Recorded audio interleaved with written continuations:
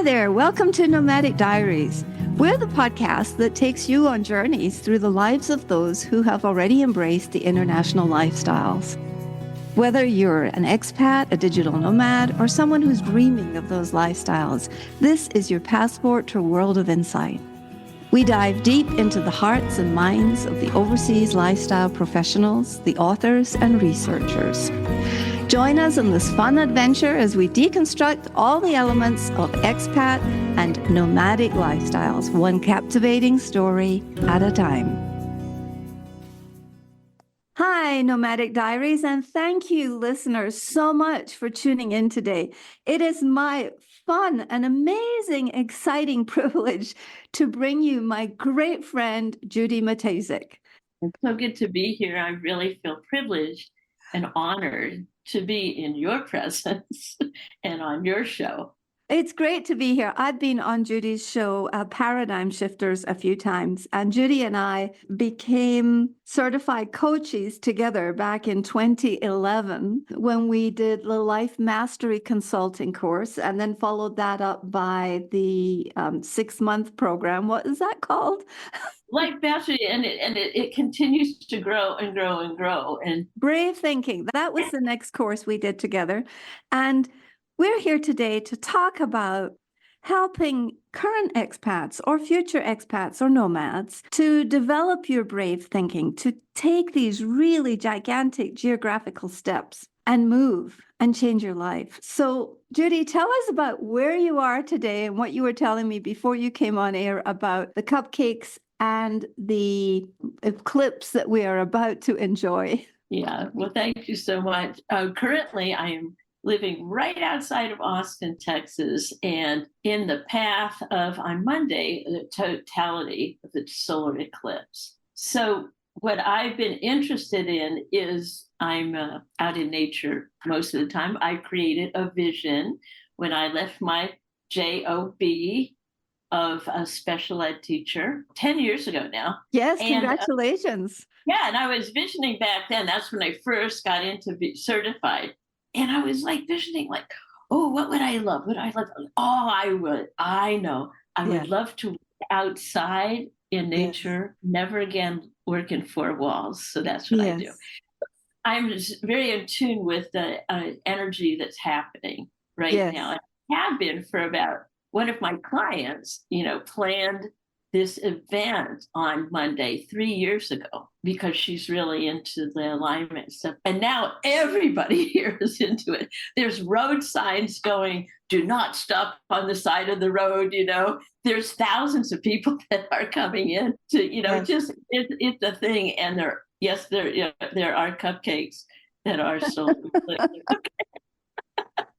I love it. And so we're obviously recording this right before the eclipse. And listeners, you will be hearing this several months from now. But I just want you to notice the energy in Judy's voice and look how energetic she is. And one of the things we learned together, Judy, was that when we change our state and we talk to other people, it's one of the things that we can do to lift our energy. That's so true. I was just listening, studying. One of the things that I love doing is staying in the study. It is 2024 right now. And I'm finding that the world is opening up more and more ideas. Yes, I can travel. Yes, I can live here. And it's unlocking that energy. Yes. And being here now. It's it's both the launching and being fully landed and grounded where you are. Exactly. And because, you don't know. And I was listening about Eckhart Tolle and like, where was he when he was unlocked, right? He was asleep. And he wasn't any place anywhere. No, like I didn't travel here or anything. His unlockment into like, oh, he just happened to be where he was. What if we didn't have to travel here? What if we could be okay and at peace? Right now, I feel like that longest journey is from your head to your heart space. Yes. And the thing that I love about podcasting and that I love about your paradigm shifters is that I have a theory that when we go into people's ears, that we can disrupt or we can encourage the connection between the heart and the head because the ears are in between.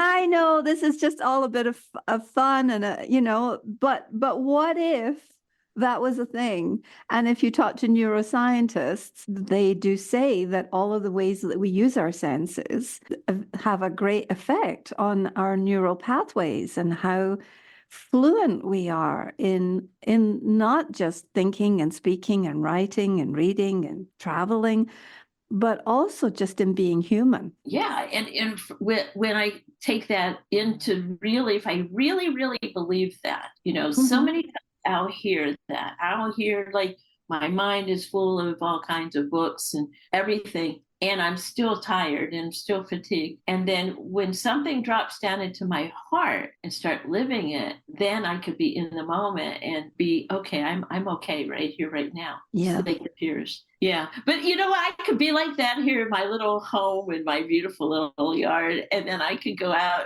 and get gas and stuff. And when I see the traffic and the signs, I'm like, I just want to go back into my little home. That's not where life is lived, though. Thank you. And that's not where life is lived when you are an expat or a nomad, because the whole magneticism of that is pulling life forward. It's a great big magnetic siren that grabs us and pulls us forward. So tell me a little bit about why is visioning important, especially for people who are living and moving abroad, because you and I were schooled in not just the practice of visioning, but the thinking and the outpouring and the sensorizing of visioning. So tell me, for our listeners today, what do you think visioning does for us? For me and for my client, it calms the nervous system, because the only question to ask, well, first, step one is notice what you're noticing. Notice where you're longing and notice what discontent, right? That's the first step. But the second step, I love that. What if the only question you ever had to ask is, what would I love? And I know in what we've been doing, we go like, okay, 3 years from now, what would you love? And you can go in and design the ultimate home, the ultimate country, the ultimate this and that. But that's not visioning the way I see it. Visioning is, who am I? What am I feeling? It doesn't matter the outer stuff. What am I feeling in that vision? Am I feeling frustrated, discontent, and this and that? I don't think I want to vision that, right? Mine is calm, empowered, and focused, right? And then all the different, images and countries or water and everything will come in. That's like a 3-year vision. That's what we start out with. But you know what I do now that's so important for me? And I've been, whatever, I've been doing this a while, but it doesn't matter. I could be doing this in a while and then flip off and it's like total chaos. We talk about like, you can vision. It's very important to vision your day. Yes. Not 3 years from now. Let's vision today. What am I going to be telling myself about this day? Yeah. Yes. In the future. Yeah. It's like, okay, well, at the end of the day, here's what I just wrote. I'll show you this little doodad. I got all of these doodads too. You probably do. I have you probably can't read this, but it says, all good in my life. Nice. Very positive and upbeat. That's sitting right there. So when any perceived bad comes, I can turn myself physically. For me, it's movement and physically, and I am allowing all good in my life. And I've come to believe that God, our spirit, is in every event. Yeah, sort of, and whether we call it God or a higher power, it's just that there is something greater than this human experience that we're referring to. Is that correct? Yes. And so once you put on your vision, and I go like this, but it's in here. So everybody, if you can't do this, put your hand on your heart. And I will teach you like a 3-second meditation that John Boggs taught me last week. Okay. Oh, nice. Yeah, it's just perfect. So you take a deep breath in and get centered in your chair. Take a deep breath in. And on the exhale, say your name. And Mm-hmm. do it again. Another one. Inhale and keep your eyes shut and just your name again, Judy. And one more time. And then say it one more time. Your name and I love you. And stay there. There you go.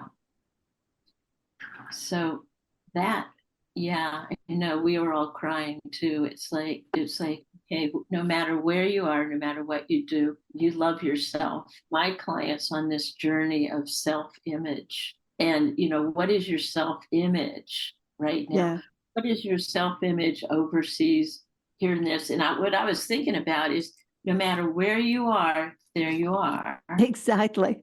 And a lot of people I have come to understand is, and I did this very early on in my international travels, I was really running away from myself. I was running towards something, and it was always something new and different and exciting and full of different senses and smells. I'm thinking particularly when I was in my 20s and I went to live in Cameroon, West Africa.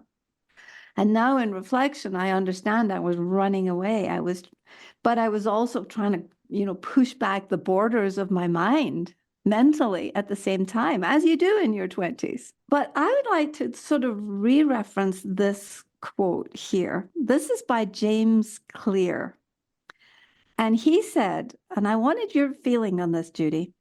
Any time in my life when I've managed to go from a vision to a reality, the vision has not been a plan, but a practice. In other words, what matters is not having a vision, but rather making a habit of returning to and revising the vision. For the big things in my life, I'm always coming back to them week after week, sometimes day after day. As new information arrives, the vision gets updated. The dream becomes more crystallized over time. It's a habit of thinking about where you want to go with an ever-increasing degree of clarity. You do not need a vision. You need the practice of envisioning. That is so true. And, let me tell you a story about that. In the last 3 months, actually 2.5 months, in January, I think you've met my son, Jody, right? Yes. Well, he was riding his bike and he got hit by a truck. Oh. And I've been practicing, I've been doing what I do. And I got the call at the grocery store. And immediately, because I've been practicing this, Yes. I knew something was unfolding. And what was I going to vision myself when I came across the scene? So I immediately, because I went and I go, oh, and I went into my mind, God is in the middle of this, only good is happening here. And I came upon him, and the EMS and the police and the guy who hit him was there. And I noticed when I came that there was a connection between all of them. They were working together. And they were all men about the same age. And I'm like, and then, we picked him up. I took him home. The visioning was not just at that moment. So he's been in recovery since then. So we got him home and he couldn't walk. I mean, just a lot of different things. And the fears that come up when Yes. I'm not, and I'm like, no. I'm like, I'm not going to be able to do this. And I'm like, what is your vision? I'm riding my bike again. Okay, cool. You were inviting him into the practice that James Clear is talking about here. He's saying he comes back to them week after week, sometimes day after day. That is how all of this works, isn't it? Because John just got a new knee, and he's not even 3 months into that process at this point. There's been like a little sense of a setback the last few days, but it's not really a setback. It's like focus on where are we going? Where are we going? Yeah, it's a constant refocusing. And as somebody who go ahead. There's all these like tools that you use too that I've learned. Yes. The tool was okay. So the tool was, I don't want to say the guy who hit him. They had a divine meeting. Yes. He brought Jody over a brand new bike. Wow. And so I put that in the living room. Uh-huh. And so we would get him in the wheelchair and to eat, not eating in your bed. Nope, nope. Would put him in the wheelchair and wheeling past the bike. So, and then eating, then going, and then getting curious about what this bike is like. I'm like, you can complain about being in that wheelchair. I see that bike. And we would fight sometimes and cry. It's okay to cry. Yeah. And say, it's frustrating. We're not gonna, and we were cry one day, and then wake up the next day and like, do you really believe this, that it's gonna happen? And he goes, I really want to. I'm like, I'm with you. Let's go. Boom. It's a step at a time. Well, right now, as of today, he's walking and he's on his bike, and it's been 70 days. It's mindset. It's doing all the other things as well. Yes. Yeah. But I kept telling him, I'm saying, if we're going to have that other mindset, then that stops the healing. Yeah. And we're moving. It's up to you. It's your body. You're in control. Yeah. However, I'm as a bike rider. So you are something else. Can you imagine? I'm just imagining this scene when he's like, I'm not getting there. I'm not going there. I'm not getting there. I can just imagine this. You are something else. And what a wonderful example to be able to share something like this. I think for some of us who, maybe go overseas and we find ourselves in a situation that is, we don't speak the language. We maybe don't have a huge cultural understanding, and nobody ever trained us when we were growing up how to be culturally intelligent with each other. I think that it can be really challenging at those moments when harsh things happen. And I think that this is a wonderful skill, and I want to teach it to every future expat, every future nomad, every current expat, because I think no matter where you are, if we can make this shift, it's a skill. And I'm just so in awe of how you have helped so many people, Judy, in creating the skill in their lives. You know what was so funny? Because we're always shifted. The funny thing is, it's not funny, but looking back at it, it's funny. Yes. I had just received the Personal Growth Award with Brave Thinking Institute for 2023. And I was like, really? Right? and then this happened the very next day. Oh, wow. And I was on like this, and Jen, I don't, Jennifer, she was asking me this question, just kind of like this. And she said, oh, well, how do you do it? And I'm like, well, right now I am in condition-driven thinking. And she reminded me, the importance of having mentors around. Yes. You have to have mentors to remind you. She reminded me that the content of your life is the curriculum of your evolution. Yes, I was looking at that phrase the other day. I was thinking about that in terms of Nomadic Diaries. It's like, that has been my evolution, and now I get to use some of those things as real content. All of a sudden, they've turned into like, oh my gosh, it is content. It's content in a way I never understood. Oh my gosh. And then everybody, there's people out there, they're going to think that you are totally nuts and woo-woo, right? Yes. And you got to be okay with that. Yes, you have to be okay with that. And tell us about some of the practical techniques or exercises that you just gave us a couple of them. The hand on our heart, reminding us who we are, and giving us a 3-second meditation in terms of self-love. And then another one was putting something visual and real right under your nose. And what other techniques do you have for someone who is trying to overcome their fear of moving on to the next place or relocating? How do you handle that one? Because that's a biggie. When we travel, we have 2 suitcases. One suitcase is all your stuff, and the other one is all your brain stuff. We take our brains and our minds wherever we go. There's no running away from that. How do we unpack that, Judy? Okay, good deal. And I just want to go and reframe what you just said. Yeah. Oh, that's a biggie. And one of my mentors says, it's only big to you. It's not big to the universe. That's true. She said that. It's like, oh, I'm making something big, that the universe has this all planned out. Yeah. So what are some tools? Let's see. So are you talking about when the doubt comes in? Yes, when you've moved overseas and then you go through, there's an intercultural experience that has been scientifically demonstrated, proven, measured, and examined for dozens of years. It's sort of a honeymoon phase. And you go because you're excited, your senses are excited, new sounds, new tastes, new things, new music, new everything. And then all of a sudden you have this huge drop. Number one, it's normal. It's very natural. And we just need to do what you said earlier, which was just, sort of assume the position of being present, right?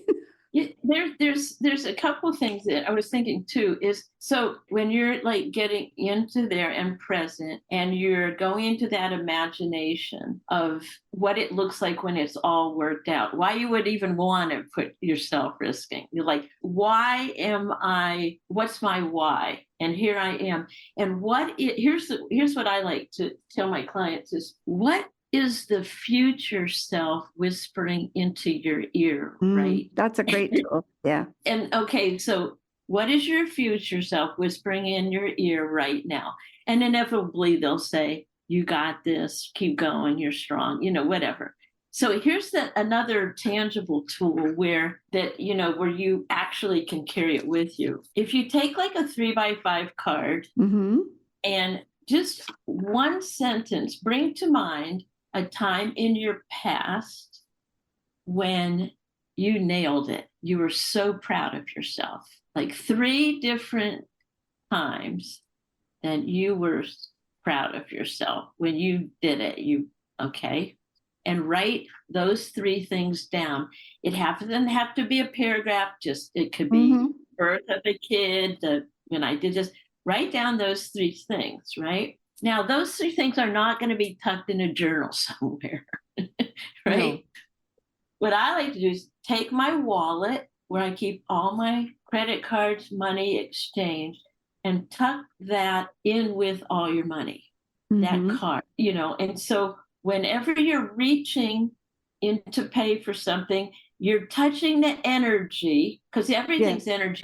Yes. Touching energy, and you're reminding, because it's in your mind anyway, you're reminding yourself with the energy of those times when you thought it was great, and you did it. You're reminding yourself, and then take the next right thing, the next step. Sometimes the next step doesn't have to be the full thing, but you're always the next step is to breathe into the energy. Take those 3 breaths of you. I've got this, Judy, you've got this, spirit. And one little baby step. And like our mentor says, it takes up, one little baby step will lead to the next one. You don't have to know the whole thing. Right. And every single baby step that you've taken in your entire life has got you right there. So anyway, that was just having something tangible in your wallet. And I like to keep it by my money, by my debit cards, credit cards, so that, I did birth 3 kids. That was something. Or anything, So anyway, that's another thing. But that's a great technique, especially for people who are traveling, because if you're on the road and you're either being a nomad or you're an expat, you're dealing with paperwork, you're dealing with credit cards, you're dealing with transactions all the time. And I think that also ties back to what James Clear said in here. He said, for the big things, I'm always coming back to them week after week, day after day. So they don't all come in big answers. They come in little moments of energy when you connect to that, right? Right. And I love that everything is energy. That's all there is. And so when I forget that in my like, one of the things too I remember is like, why am I so tired? Why am I so fatigued? Right. And then what our mentor said is, well, you make your own energy. It's like a battery. We generate it. We are generators. I notice when I come back from a trip and I'm tired, I just kind of make sure that I am rested for 2 or 3 days. I mean, I really give myself the time and the space now. It took me a few decades to understand this, but I give myself the time and the space. And then I remember, or I recall and remind myself that I am the generator of the energy. And so what I do to restart that generation is actually physical movement. I find that physical movement, physically moving my body, my brain, it makes the biggest difference for me. It just is night and day. But first of all, I have to remember to rest. Rest and recuperation and sleep and eating well are all good when we need to when we're traveling and we're living outside of our comfort zone. Because what we forget is that when you're living that 4% or so out of your comfort zone, there's always a little bit of push or a little bit of, I hate to use the word stress, but it is a little bit of stress on the subconscious mind. Is that right? Oh, because you're thinking, it's like you're not, you Yes. haven't done it before. What are they saying? Are they Yes. judging me? Are they taking advantage of me? Like, and it's trust. I have a friend who's traveling all over right now. I think she's somewhere in Sicily right now. She feels so at ease where she is. And I know that she's using these tools. And on Yes. purpose, she's putting herself in those situations to Yes. learn, grow. And her motto is because we are all one. We are one global community. We're And connected. We are connected. And that was one of my questions. What role do these tools actually make a difference? And do you have some examples? So do you have another example of someone who has taken these tools and made a great leap of faith geographically? geographically, let me see. Well, I mean, obviously me. Yeah, say right there. Um, I think I want to talk about one of my friends and clients, and her name is Carol, and she's currently 79. Oh, wow. But I met her when she was 75. Her husband of many years had died, and she had cancer. And we connected, and she wanted to keep growing, growing, growing. Okay. And so I asked her, like, do you want to still live? I mean, it's a tough question. I mean, Yes. do you see yourself alive in a year? Yes. Great question. Because a part of me doesn't. A Yes. part of me knows that I am, and I want to change this. Mm. And I'm like, okay, let's go for a ride. So Yes. I gave her a nickname. And I told her, I called her whenever I saw her. I said, there's Carol, fully alive at 75. Great. And she started to laugh. Laughter is another thing, but I don't think Yes. she'd laughed in a long time. But it moves your cells up. Yes. So during that year, she made a decision, and it was hard Mm. because she was living alone for the first time. There wasn't Mm. another person, it was her. Yeah. Anyway, eventually she was 76 and full of tricks. 70, we would change it at her birthday. Her birthday's coming up. So over the years, it's like, okay, she started traveling with people though. Yes. It's Not solo. Yes. no right or wrong, no right or wrong. No, there's no right or wrong way to do it because each of us has a unique and individual journey and we got to be on our own path. So go But you ahead. know what she's doing now, which I just love her. She decide, right, made a decision that she was going to go to ombudsman training. Oh, And ombudsmen are the people that go into the facilities and talk to the people that are elderly in the facilities, right? okay. She's a certified ombudsman. She's got 4 facilities that she's just started this at 79, and she's going into the facilities and talking and listening to the life stories, bringing the aliveness. Yes. And what if, by her vision of continuing to live and Mm. thrive, she was able to encourage people her own age? Yes. Yes. Yeah. And you go, well, what am I doing here if you're out there? Yes. And Yes. but the thing, we are always growing, we're always moving, we're always, Yes. as long as we're doing that. So that's Carol. That's a great story. It reminds me of, I had two Scottish, well, they were born in Scotland, but they lived in the US for a long time. Two Scottish great aunts. So they were my grandmother's sisters, and they lived together ultimately. But one was like 93 and one was 85. And they had just retired in the last 3 years before that from working at an old folks missionary facility. And one was a cook and one was a cleaner. And they took care of these elderly people who were 2 decades younger than them, and, for many, many years.